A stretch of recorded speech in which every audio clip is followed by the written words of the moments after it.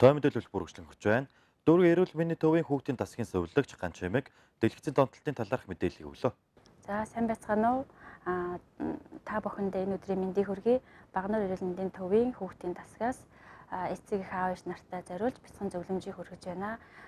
Сүүлийн жилүүдэд хүүхдийн дэлгэцийн донтох өвчин ихсэнтэй холбоотойгоор энэ өвчний үед илрэх шинж тэмдэг болоод урьдчилан сэргийлэх талаар мэдээлэл хүргье.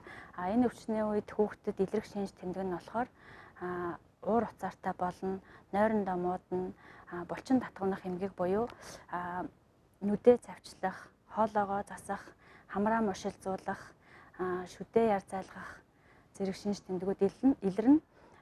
Мөн хамраа байн байн үрчийлгэн, уруулаа үе үе долоох буюу хазан, мөрөө үе үе хавчин, үе үе хий ханиалгах зэрэг шинж тэмдгүүд илэрдэг байгаа. Энэ өвчнөөс урьдчилан сэргийлэхийн тулд эцэг эхчүүд гэр орондоо байгаа үедээ утас болон компьютерийнхаа хэрэглээг хязгаарлах хэрэгтэй. Өөрсдөө шаардлагагүй үедээ тэдгээр захиргаан хэрэгслүүдэд унтрааж явах хэрэгтэй. Мөн хүүхдтэй компьютер дээр суух, утасаар тоглох тодорхой хэмжээний хугацаатай нэг удаа тоглуулахдаа 30 минутаас илүүгүй хугацаагаар тоглуулж явах хэрэгтэй. Хүүхдээ агаас салхинд сайн гаргаж явах хэрэгтэй. Сайн унтуулж амрааж явах хэрэгтэй.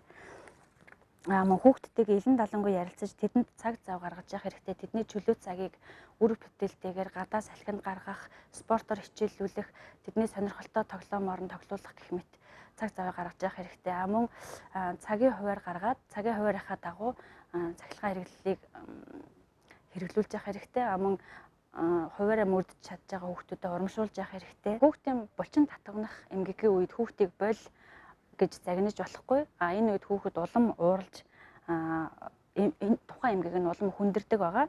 Тийм учраас хүүхдийг харсан ч гэсэн анзаараагүй юм шиг мөн хүүхдээ сатааруулж явах хэрэгтэй. Хүүхэд өөрийнхөө ийм байдлаас олж их ичдэг учраас хүний анхаарлаас аль болох холдуулах хэрэгтэй. Хангалттай сайн унтуулж явах хэрэгтэй. Тайвшруулах дасгалыг хүүхдтэйгээ хамт хийж явах хэрэгтэй. Урлаг спортоор хичээлүүл сонирхлыг нь дэмжиж явах хэрэгтэй. За анхаарал тавьсан та бүхэндээ баярлалаа.